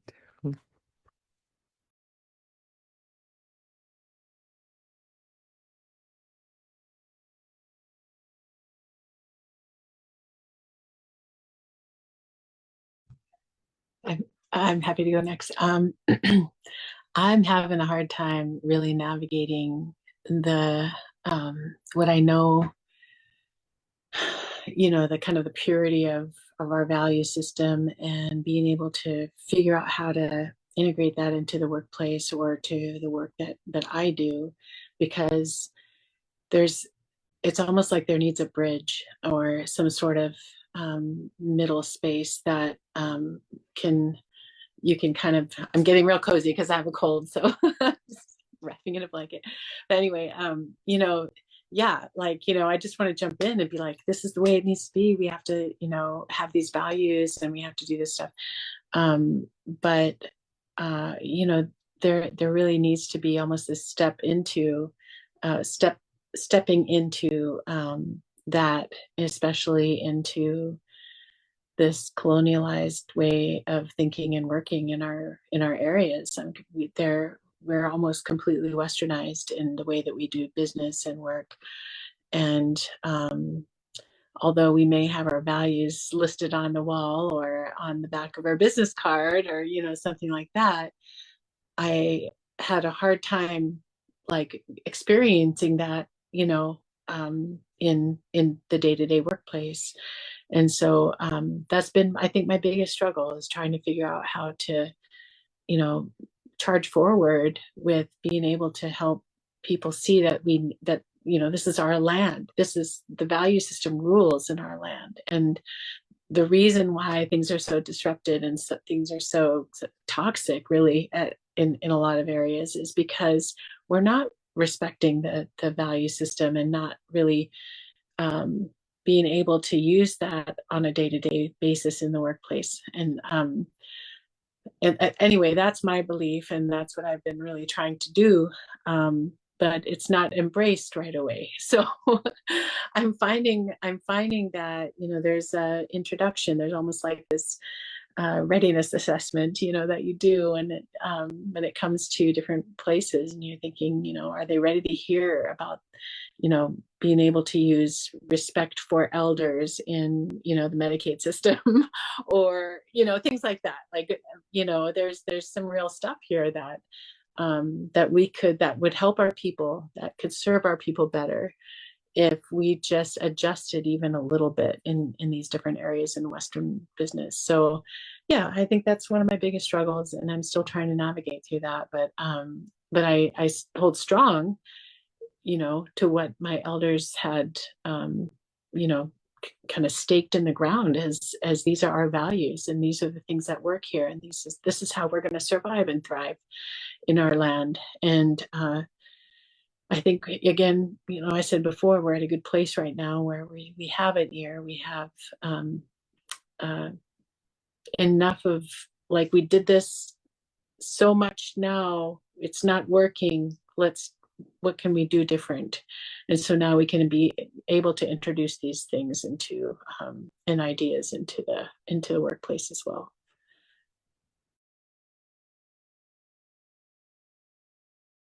Yeah, for me, I think about, it's really difficult because when I'm not taking care, when I'm with my nanny and we're doing language and I bringing her to language things, it's very easy to stay in a value system that is supportive and warm and nurturing. And, you know, in the dance group, you know, we, prior to the pandemic, and we'll be getting back to it, we meet every Wednesday all year round. And for that, it's very easy because then you're also in a cultural space, and I'm bringing more of the discipline that my aunt had, you know, with love and grace. But, you know, you want to leave, you want to leave it intact in the best way that you can. And so those are both easy. But when I'm in, you know, tribal politics, I'm on tribal council, it is very difficult. It is very difficult because people are coming, you know, first I come from a tribe that's Haida, Tlingit, and Tsimshian, where, you know, a bunch of, as well as other First Nations people. And so it's difficult because, you know, we don't come from the same language systems. And while we have, you know, pre-contact, you know, before colonization, we have similar value sets that kind of lift and empower. You have so many people from so many different broken systems and families, and you get and how you translate that in, because you have to even convince people that culture's the way to go, which is just so strange for me. It's just to say no. Like, imagine this workplace is if everybody had at least 5 harvesting days off. you know if everybody could bring, you know, their babies from a certain age, you know, what would it look like if, you know, if we were, you know, supporting each other more during death, and in birth, and really being a family, if we were a community together that supported each other, you know, using all these traditional values that we see on the wall. I know it works because it works in my own home. I know it's valuable because I've seen people heal from their addiction, you know, through the through the protective factors that you see that our culture brings. And but when you're trying to move a system, because we run we run a clinic, right, where we are compacting. So we run the clinic and the BIA size, and it's about 160 employees. We're quite large for a tribe in Alaska. And so and then you've got all that turnover, especially in the medical side. How do you get people who aren't from your area, who don't know what it's like to sit in a room with somebody and watch a body for 3 days, to understand, you know, what your elders really, really want when they walk in that clinic? you know, what's going to bring them comfort. And I think that what I've come down to is it's the kids. It's grabbing every single kid as young as possible, even if there aren't your own relations, and making sure that you impart as much as you can onto that, so that, you know, and raise an army of people who are ready to make that change with you, because it can be such a struggle to be in that space, and to have that conversation about why it's so important to put a canoe on the water. It's like, we got to put this canoe on the water. It's going to change your life. It's going to change your life to be in there. It's going to change your life to pack that canoe. It's going to change your kid's life. So how you take that, and it's not even just an evaluation tool. It's like, how do you get people bought into the idea that this is going to heal your community, because you've seen it heal your community. But other people haven't had that benefit of having the same thing. And I say that, you make allies as much as you can, have the side conversations as much as you can, make people laugh as much as you can, and change it policy by policy, you know, because it's got to be a systems change. You know, these changing that paradigm can't just be by the force of your personality, right? I've got a forceful personality. You know, other people with bigger and better and more forceful personalities that haven't been able to change it just upon that. So it's about having that education, that knowledge base, and the ability to see yourself in somebody else's feet and convince them that they'd really rather to be overstanding with you in your shoes, creating a paradigm change. And and when you can get that one person in that family that everybody else clings to, and then you get another person in that family that everybody clings to, and then you make yourself 4 or 5 people, you know, you can create that momentum. But I feel it has to be grassroots, and it's got to be policy driven. And it's hard because people blame themselves for not knowing about their culture.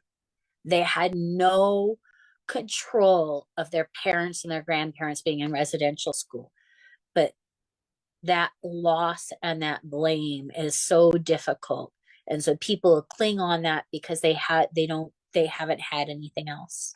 So I think it's grassroots, and then you get in rooms with other aunties, and then you plot the taking over of the world and antiizing it, which is, I think, what Log&I is kind of trying to do right now. Just saying.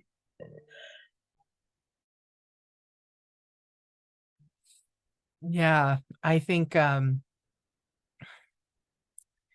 know, it's it's that, again, that high standard. And how can you bring that high standard into these other places that you're spending a lot of time in these days with people who may not come from the same experiences? And you know, I think that that's one of the things that distinguishes our Native organizations from any other organization. And if it doesn't, then why have it? You know what I mean? And that's one of the things, that's our responsibility, our generation, us living today. You know, one of the things that I tell our summer interns and our fellows, and others that we work with in communities, you know, it's like every single Alaska Native alive today is the best that we have. Every single one of us. And we have the responsibility of passing these things on. And in order to pass them on, we have to learn them. And in order to really know them and grow wisdom around them, we have to practice it. And you know, it's the process of trying to figure out how to do that within those everyday work contests that become very difficult. And so I'm just going to break one down, and maybe you guys can help think this through. Because I heard you say this, Karina, like taking the big value and then having it be able to be applicable in that workspace or in the programmatic space. That's a journey. There's something needs to be there to help translate it, to help it be practical for people to be able to put their arms or grab the handles on the bucket with. And so one of the things you said, I think, Gloria, you said, don't kill your own spirit by violent self-negative talk. So if I were to take that to a kind of a programmatic point, what I would do is I would make a correlation, right? That if we're doing something as a team, say, and I'm just going to use this as a FAI thing. Our team at FAI, we're working on something together, and we're working on a grant report for a grant that, you know, we need to close out. And they ask a question, you know, what do you wish you would have done better? Or, you know, what are some of the challenges that you had to get through, right? This is a typical grant question, right? And I feel like if I took that lesson from you, don't kill your own spirit by being in that negative self-talk space, then the way that I would apply that in writing the grant would be something along the lines of not just focusing on all the things that went wrong, not just kind of here's a list of all the problems that we had. Here's the kind of all the mistakes that we made, just a litany of all the negative things. But rather turning it into a story about learning because I think one of you said it, or a couple of you said it, and it was on, you know, the making a mistake is an opportunity to just do it better next time. And the other thing was,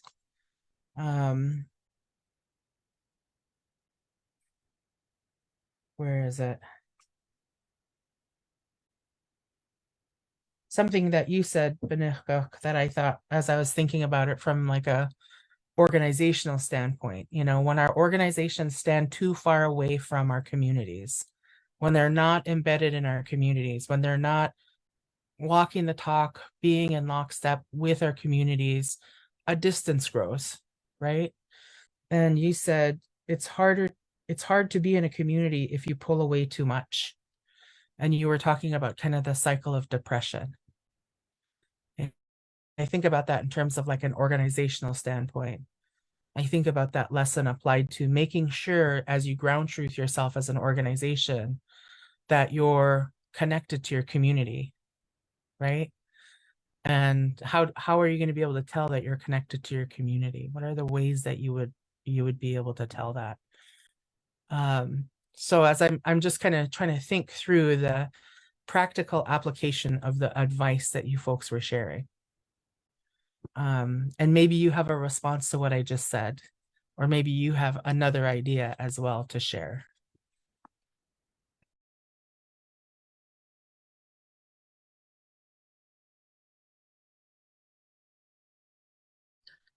To the first thing you said about the grant, writing, the response to the grants or whatever.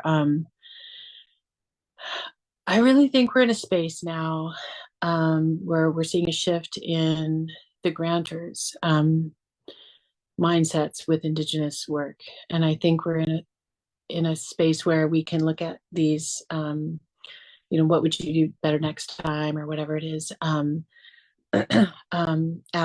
as a place to kind of not just rewrite or think about what could have gone better, but how could things be completely changed in philanthropy or science and academia spaces for grant funding, because I feel like we can actually make changes in that, like in their expectations of us and what they're asking of us, and rewrite that before the grant even starts. Like at least some of the work that I've been doing, I'm seeing responses that I'm actually really excited about in philanthropy and grant world, where they're starting to say, we're starting to talk about Indigenous evaluation now. We're starting to talk about like maybe a Fed grant that might be actually community led and driven, and not have necessarily a scientific, data, evaluation requirement for it, or whatever. So I feel like I'm not sure how I would answer that question, except for I think we should pioneer some stuff. I think we're at that place now where we can start pioneering some stuff and moving forward in that, and really influencing the grantors and having them change their expectations of us.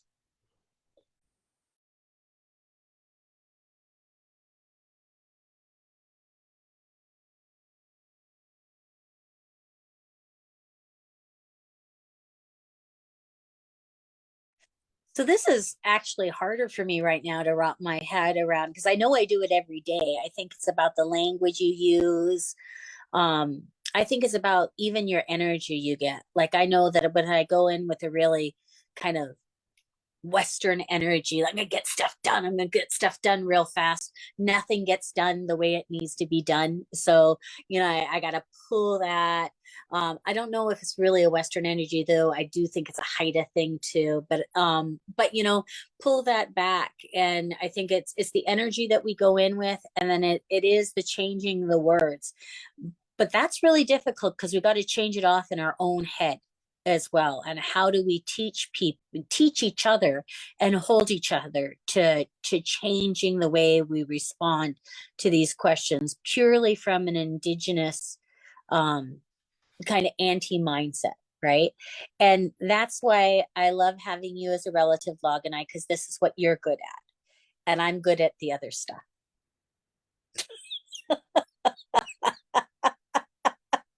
And I'm just being honest.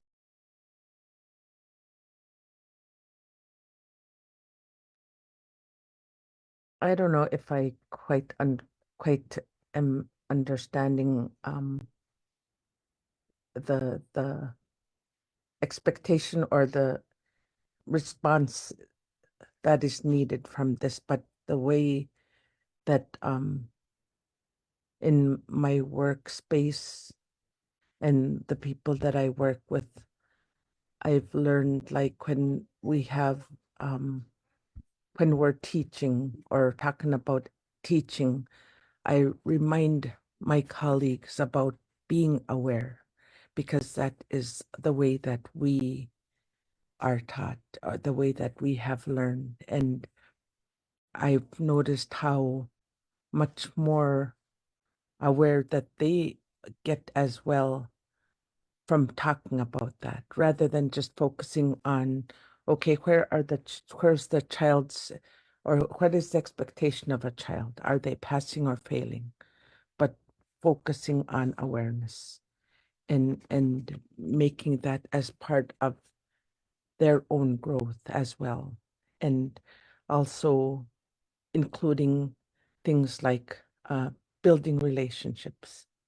That becomes part of the conversation in my classes as teachers.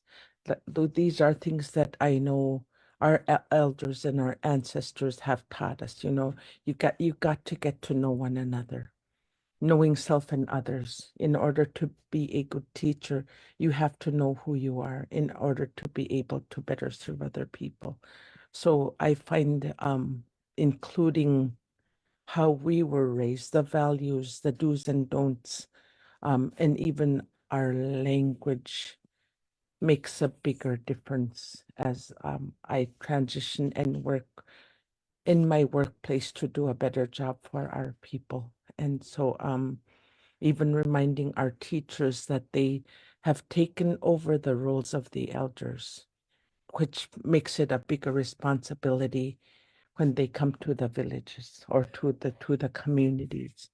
Like when our ancestors did not have school, the elders were the teachers. They had their leaders, and the principals become the leaders of the community.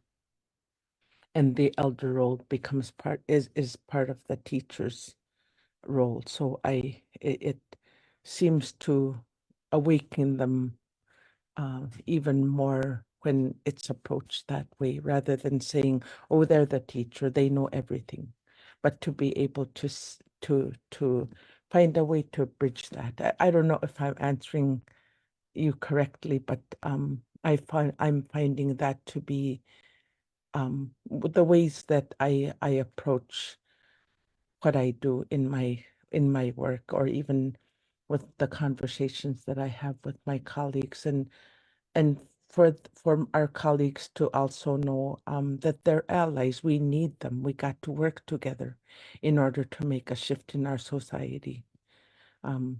So, but also pushing a little bit more on what we know are the things that are working in what we do. And I sure appreciate Lagunai always being that straightforward person, and it's always an encouragement to be able to do that even in my workspace. So Poyana. Yeah, yeah, you guys are all talking about it. And I really appreciate that.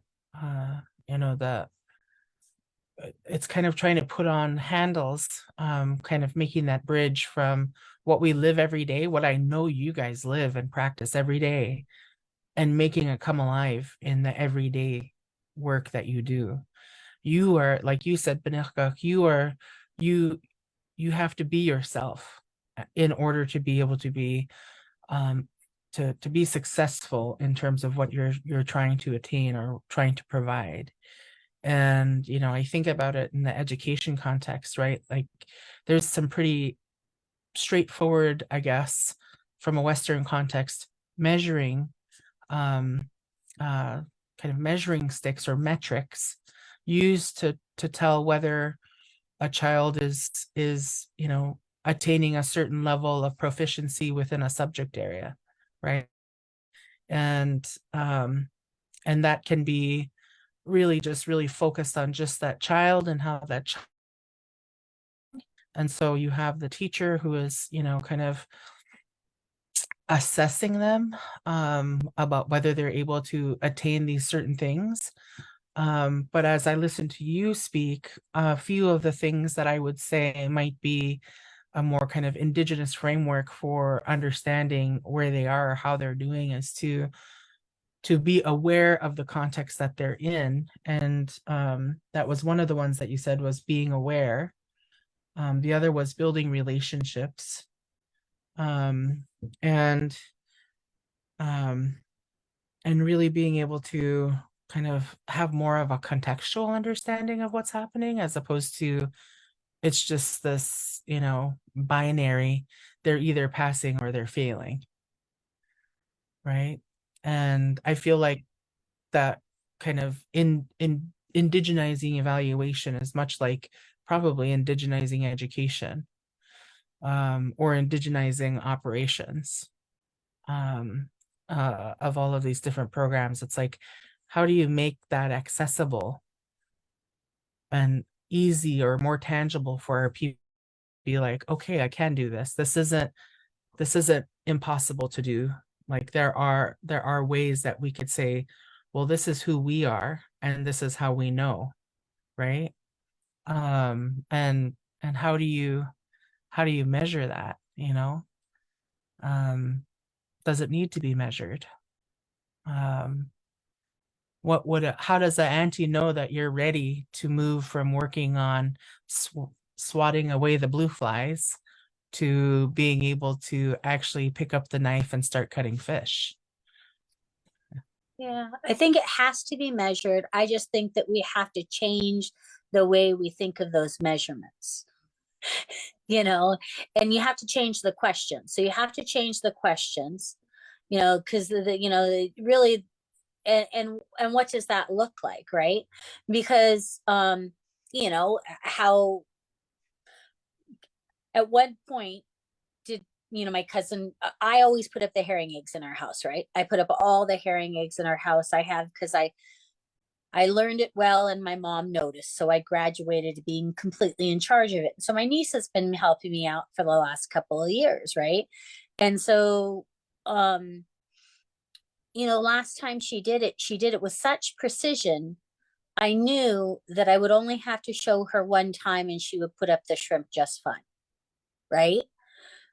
But it's a different evaluation. You're using your senses. You're using, and I don't think the Western society particularly likes us to deal in emotions and what we know is there outside of us, because I think in a lot of our traditional evaluations and what we're doing, you know, we're using our perception, we're using all of our senses. We're using all of our senses to make that determination. But more than anything else, we're using spirit, I feel. And so in a society that spirit can only exist in the context of religion, it's very difficult to have that conversation about what it is, to walk into a room and just to know, like everything clicked up together. And so, you know, I think you can come up with an evaluation system. Will it be as good as an auntie? I think not. But, you know, I think you can start out by changing the questions. And then I think people who are going to have to, I guess, be in charge of the evaluation system have to have an experience that makes them get it.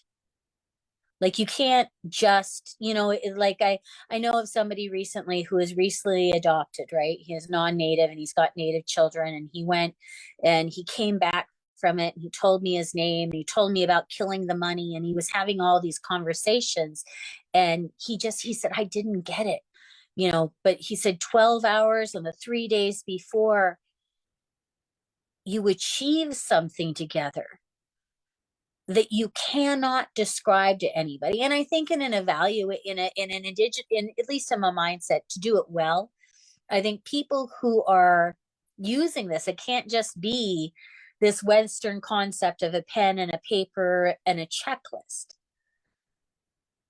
because I think that works with us is our spirit, the energy that each one of us have to each other, that reflects off each other, that grows with each other, that builds a community. I think that's what's powerful about the way we build community, we auntie each other, we take care of each other. And so I think it can be done in a system, but it would require a lot of people to accept something outside of themselves that might take a lot of learning, but it could be done in an experience. Because once you have that experience, you can't turn it off. No. Hopefully that was helpful. It didn't feel helpful at all, but it was truthful.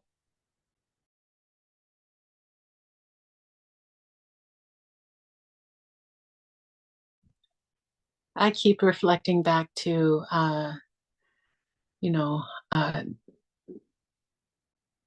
the evaluation that we did. And I like how Gloria, said, that it's, you can't really quantify it.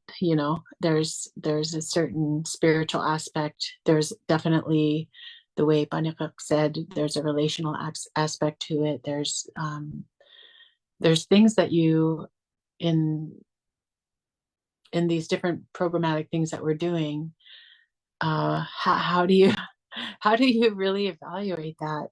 And so, I mean, I'm the type of person that'll just go to the whiteboard and erase it, all of the plans and all the things, and just erase it and start over and say, let's just go back to what could actually work for our people. And what if we own the rules and we just said what needs to be evaluated and why, like completely go back to the whole thing. And, this Western system is telling us that you need this thing. Well, I'm going to always ask why. Why do we need this? And there, as Gloria said, there is a measurement that we should know as aunties and as communities, that, it might be this apprenticeship model of these different graduations that you have. But yeah, I don't know. I feel like I need to push back on the whole system a little bit to say, let's get this, what's important here, and why do we make this important, and who is it important to? Because my experience in grant world and programmatic grant funded stuff, you might hear a little bitterness in there, but sorry. It's just that, we just become checking boxes and not really doing the things that really matter and that really affect our people well, and that really give, they're not, the people in the deepest and darkest areas are not experiencing what hope to be done out of this whole thing in the first place. And it's because we began to think about all of the things that we need to do to make sure that we comply. And yeah, I push back on that a little bit, and I just say, let's wipe the slates clean, sort of, and just see, like, meet in the middle somewhere and find out what really makes sense on both sides.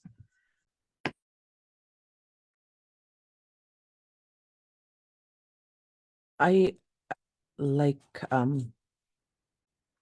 the conversation about like knowing a person. So there's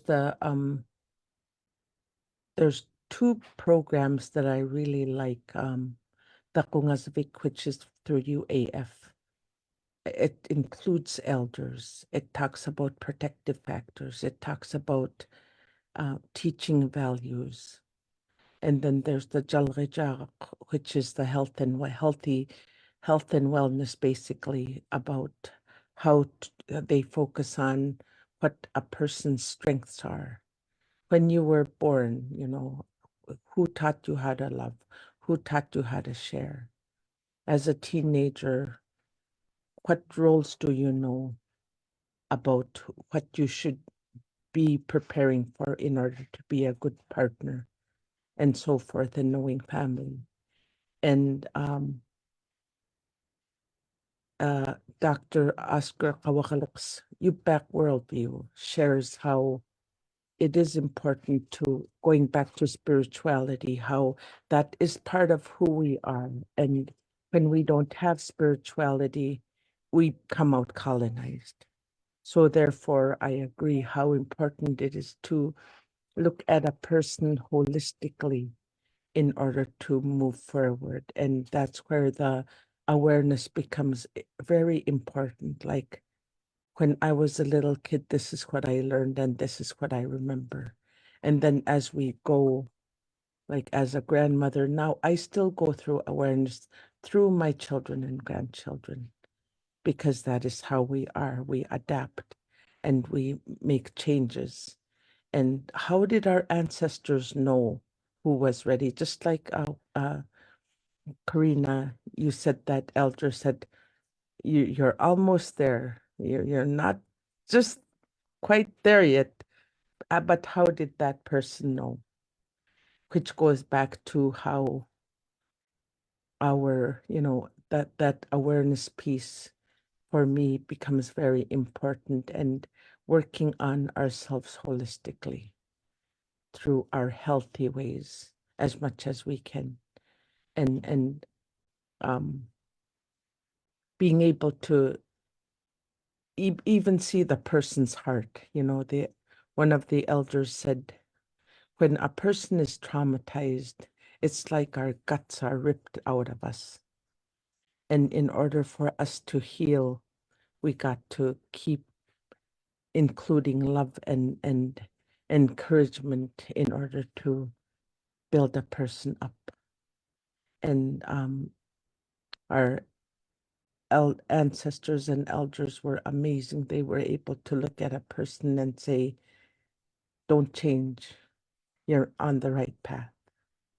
You, on the other hand, you need to start doing other things, you got to start helping. So, self-reflection, I think, is very important in order for us to grow through, as we're going through our organizations or the work that we do, self-reflecting and observing yourself to see if you're doing a good job. And also interacting with different people, like being able to be asked to be part of this auntie conversation was very humbling for me when I was invited to this. It makes you reflect, okay, I am on a right path. And that's what my dad said before he passed away. He said, an elder mentioned to him, if you don't destroy yourself, you'll be good. And then in his deathbed, he said, I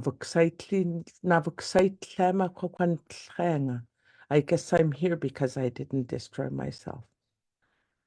So, it's that self-check and organizational check is so important. Like, are we doing what our ancestors or our tribes, are we doing what they want us to do?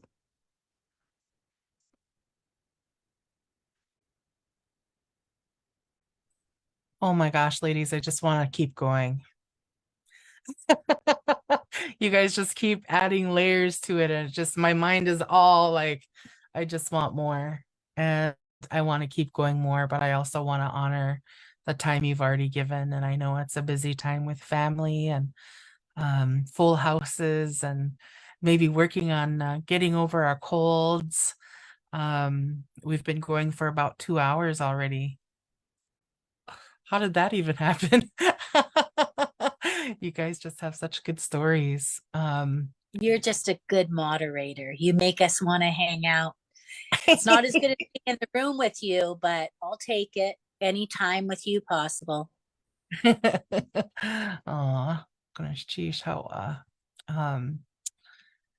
I just I guess I'll just maybe ask one last question, and we can use this as our kind of closing out question. And I guess I would say, is there anything, any words of encouragement you would share with our people who are watching, or other people who will watch later, because this is going to live online? Are there any words of encouragement that you would have as an auntie to help people keep moving forward?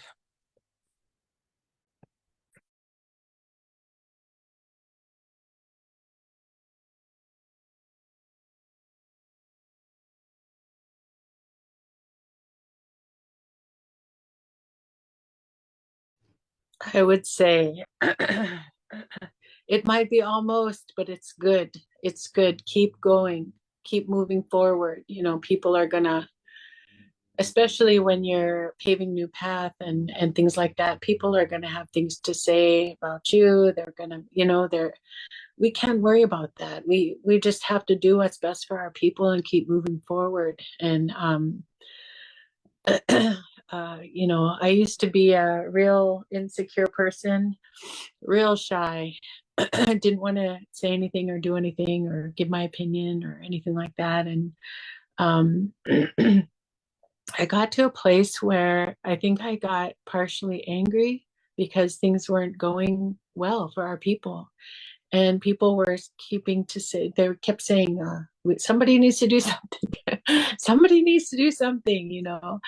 And but there's only so much we can say. That we have to do something, and we all have something that we can give. And you know, these four women on this chat have different things that we have offered, right? We're different areas that we've offered, and it's all very much precious. And so in a space of, as someone who used to be full of fear of moving forward and trudging forward, especially in new ground, I got to a place where I let my fear drive me. So let your fear drive you, and just keep taking that step and taking the next one. And so that's the way that we can make this happen together, and we have to include each other like that.